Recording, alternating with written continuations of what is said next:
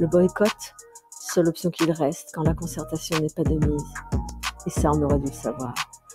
Sous emprise, le public est séduit. Mais je te le dis, ton projet est un flop annoncé. Borné, avorté, sans surprise, ouais. Électoraliste, autoritariste. Donc, bonjour à tous. Déjà, merci pour l'invitation. Bonjour aux collègues qui interviennent aussi à la table ronde ou qui sont intervenus. Et puis effectivement, donc là, la question qui avait été posée pour aujourd'hui, en tout cas me concernant, c'est réfléchir à comment nous faire entendre, comment agir et nous faire entendre par les députés et les sénateurs. Alors, c'est vrai que, déjà, petite précision, donc moi, je suis docteur en psychologie, psychologue clinicienne, je suis adhérente au SNP, je suis diplômée de Rennes 2, hein, mais maintenant, je suis en Bourgogne. Je suis salariée du privé et, en sanitaire et médico-social et je suis chercheur associé à l'Université de Bourgogne. Je pense à 3 mots clés par rapport à cette question. Premièrement, la question du réseau. Deuxièmement, la question de la représentativité. Et troisièmement, la question du changement social. Alors, je vais m'expliquer. La question du réseau, c'est créer, maintenir et développer les liens avec les parlementaires. Donc, effectivement, Patrick Anjaraout a précisé qu'il y avait eu pas mal d'actions effectuées. Il y a eu des actions individuelles, il y a eu des actions collectives. Je trouve que c'est très bien aussi que les psychologues individuellement se soient mobilisés parce que tout ne partait pas des organisations. Ça a prouvé que les gens se sentaient concernés. Donc, je pense qu'on peut déjà se féliciter parce que les psychologues ne sont pas du tout habitués à ce type de démarche. On a les travers de nos bons côtés qui sont d'être dans une posture plutôt de retenue et de s'activer derrière les rideaux plutôt que devant.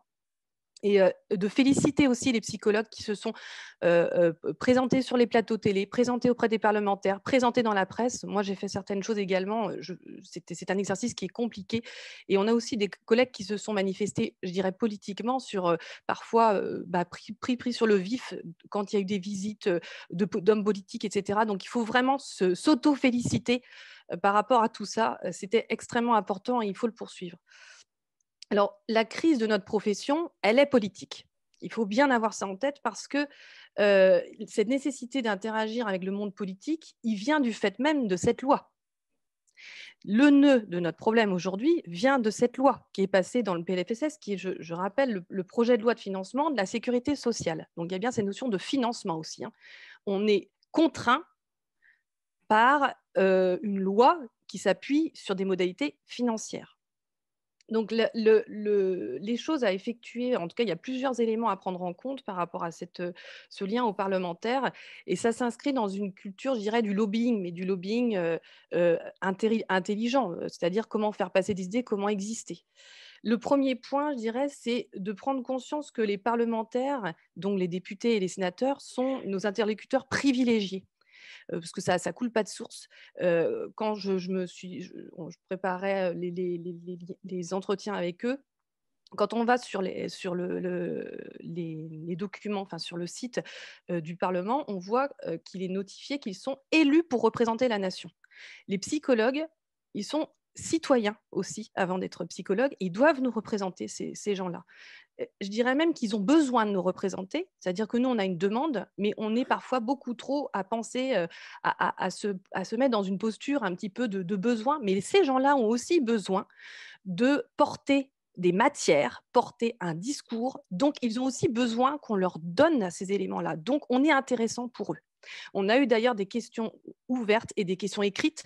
Nous, on a été sollicités. Je dis nous, ce matin, il y a eu des collectifs de présentés. Moi, je ne pouvais pas être présente, mais en Bourgogne, on a, entre autres, il y a eu d'autres collectifs. On a monté le collectif des psychologues citoyens qui regroupe des psychologues du salarié privé, public et des libéraux et des personnes affiliées, non affiliées, hein, on n'était pas tous affiliés.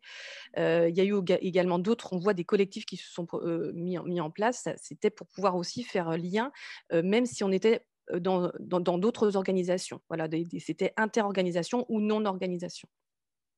Donc ça, c'est d'abord important de voir qu'ils sont des interlocuteurs privilégiés et que c'est leur travail de nous écouter et de porter notre cause. La deuxième chose, c'est qu'il faut connaître le fonctionnement des institutions de la République. On n'est pas du tout bon pour ça. C'est parce qu'on nous a exposé en master. On n'a pas fait des études de politique et on a des vagues souvenirs, je pense, de nos cours de sixième concernant l'instruction civique et encore. Mais clairement, tout ce qui est Assemblée nationale, Sénat, les commissions, on a été rattaché, notre dossier a été traité par la commission des affaires sociales. Ou voir comment aussi ça se structure. Les questions orales, les questions écrites, le fonctionnement des amendements. J'ai dit tout à l'heure, nous, on avait été sollicité pour une question écrite, notamment. Il y a eu d'autres questions aussi qui ont été soumises parce que ça a été un lien, mais clairement concernant un homme politique qui nous a demandé de rédiger avec lui une question écrite. Donc, on voit que ce sont des choses extrêmement importantes à comprendre. Je sais qu'il y a le collectif Grand Ouest avec qui j'étais un peu en lien, qui a fait intervenir une juriste sur ces questions-là pour comprendre comment fonctionnait un amendement. Voilà, toutes ces choses-là, c'est important. Alors, on a maintenant, par le numérique, tout à fait possibilité de s'instruire par rapport à ça. C'est vraiment une démarche à effectuer. Autre chose, solliciter les sénateurs et députés, ça nécessite une démarche de terrain qui est concrète et qui est pensée. Donc, par expérience, la première chose, c'est aussi de savoir d'où l'on parle. Alors, j'y reviendrai après, mais Petite minute d'où encore. l'on parle, c'est extrêmement important. Et ça interroge aussi justement comment on s'unit pour représenter quelque chose face à des hommes politiques. On ne se représente pas soi-même, c'est pas je, c'est nous. Donc, c'est extrêmement important d'avoir cette idée en tête. Et à qui, enfin de quoi on parle aussi, c'est-à-dire présenter ce que sont les psychologues. C'est extrêmement important parce que souvent, le plus souvent, ils ne savent pas, j'y reviendrai, quelles est les caractéristiques de la profession. Moi, j'ai eu l'exemple d'une députée qui faisait partie de la profession médicale, au niveau de sa catégorie socio-professionnelle, et qui pensait encore, alors qu'il y avait déjà eu le passage en commission, le passage à l'Assemblée nationale, le passage au Sénat, retour à l'Assemblée nationale, et qui était elle-même dans la commission des affaires sociales, qu'on était des paramédicaux. Donc, on voit bien qu'il y a un gros souci d'identification de notre profession. Donc, ce point-là, c'est démarche concrète, d'où l'on parle, à qui l'on parle, quelles sont la personne de quelle partie, à quelle partie elle est rattachée, quels sont ses centres d'intérêt, est-ce qu'elle est rattachée à une commission, laquelle, la catégorie socio-professionnelle de la personne. Il y a énormément d'enseignants, mais aussi énormément de médecins voilà, il y a chirurgiens, médecins, pharmaciens, dentistes qui sont des parlementaires. Là, on voit par contre, c'était un désert. Les psychologues n'investissent pas du tout cette sphère. C'est une des questions d'ailleurs qu'il faudrait peut-être se poser s'il y en a qui, voilà, avoir peut-être des velléités d'intégrer le Parlement. La structuration du discours, pour savoir à qui on s'adresse et comment. Donc, j'ai parlé Tu m'excuseras, Maud, je te laisse qu'est-ce une qu'un toute psychologue. petite minute. La loi aussi, pourquoi elle pose problème et qu'est-ce que l'on propose. Arnaud Chiche a dit tout à l'heure, qu'est-ce que l'on propose. C'est extrêmement important de ne pas être que dans une revendication d'opposition et de proposer des choses.